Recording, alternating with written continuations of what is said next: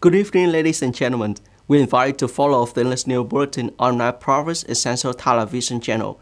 On September 18th, at the Presidential Palace, General Secretary and State President Dolam received ambassadors from China, Sri Lanka, Austria, and 14 other concurrent ambassadors who presented their credentials as they begin their term of duty in Vietnam. Speaking at a meeting, General Secretary and State President warmly welcomed the newly appointed ambassadors to their mission in Vietnam. He affirmed that throughout the nearly 80-year development journey of the Vietnamese nation, the support, assistance, and companionship of international friends, including the countries represented by the ambassadors, have been indispensable. He emphasized that Vietnam always remembers and deeply appreciates the valuable support and help given by the people of the world to Vietnam. General Secretary and State President Dolam highlighted that amid current global challenges, Vietnam remains steadfast in its foreign policy of indispensable self-reliance, peace, friendship, cooperation, and development, diversification and multilateralization of foreign relations, and that Vietnam is a friend, a reliable partner, and an active, responsible member of the international community. He expressed heartfelt continued support for close cooperation from friends and partners around the world. General Secretary and State President Dolam hoped that during their term of duty, the ambassador will fulfill their role as preachers of friendship and cooperation, fostering and further developing relations between Vietnam and the countries they represent. He also affirmed that Vietnam will provide all necessary conditions to help the ambassador successfully complete their missions. The Prime Minister issued Directive Number 34 on September 16, 2024, regarding development of digital transformation plans for ministry, sectors, and localities.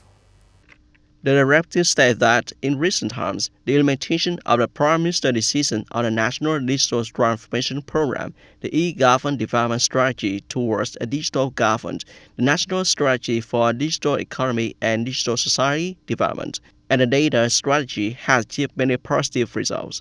However, the implementation process has also revealed several challenges and shortcomings. Accordingly, the Prime Minister assigned the ministers of ministries, the heads of ministerial level agency, government-affiliated agency, and the chairpersons of the People's Committee of Provinces and centrally run cities to directly lead and identify breakthrough initiatives, ensuring the development of groundbreaking digital transformation plans within their sectors, areas, and jurisdictions.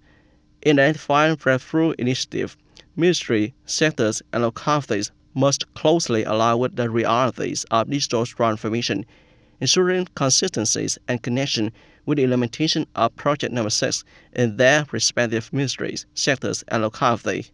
Ministry, sectors, and localities involved in drafting sub-projects for digital transformation must ensure alignment with Project Number 6, developed by Ministry of Public Security and sent to ministry, sectors, and localities, as directed by the government under Point D, Clause 18, appendix to Resolution Number 82, dated June 5, 2024.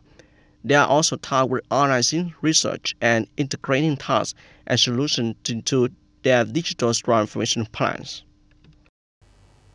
In the first 8 months of the year, the Industrial Production Index in Đồng increased by 7.37% compared to the same period last year.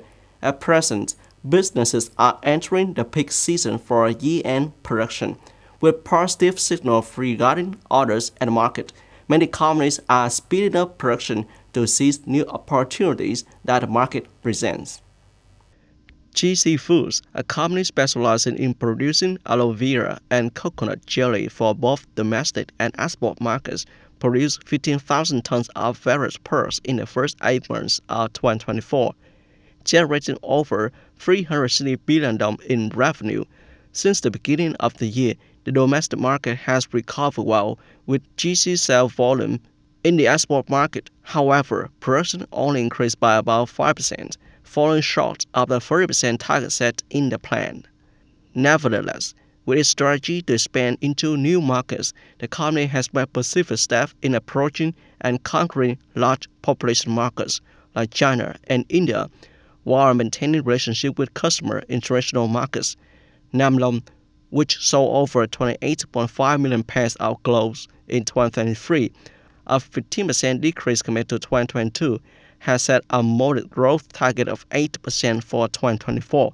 In reality, the first 8 months of this year saw the domestic market recover fairly well, with Namlong sales volume reaching its target. Statistical data show that the industrial production index in Đồng increased by 7.47% in the first 8 months of the year. Currently, businesses are focusing on speeding up production to supply goods for the high demand season at the end of the year and the upcoming Lunar New Year. Israeli Prime Minister Benjamin Netanyahu said that the objectives of the current war have been expanded. He declared that bringing Israel back to the northern region is now a key war goal. The Prime Minister's office reported that during a cabinet meeting last night, Netanyahu emphasized the political security cabinet has updated the war's objectives, including the goal of bringing the people back to the north safely. The northern region, including the far north, has been an area of continuous cross-border firefighters between the Israeli Defense Forces and Hezbollah since the conflict in Gaza began.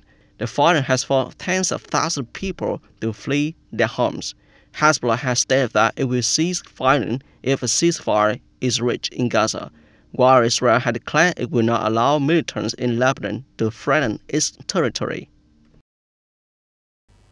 According to a Turkish diplomatic source, Turkey and Sweden will hold a meeting on September 18th, focusing on security parts and a security Ankara approval for Stockholm accession to the North Atlantic Treaty Organization (NATO). The establishment of the security parts were agreed upon by NATO Secretary General Jens Stoltenberg and the leaders of Turkey and Sweden at the 2023 summit. According to the source, the meeting will take place during Sweden's Foreign Minister Maria Malmer Stenergard's visit to Ankara. The source also stated that cooperation in the field of security, especially in the fight against terrorism, will be discussed. In addition, the meeting will address the Kurdish Workers' Party and its branches in Syria, as well as other relevant parties. Dear viewers, you have just watched the English news on Essential Television channel of my province. Goodbye and see you again.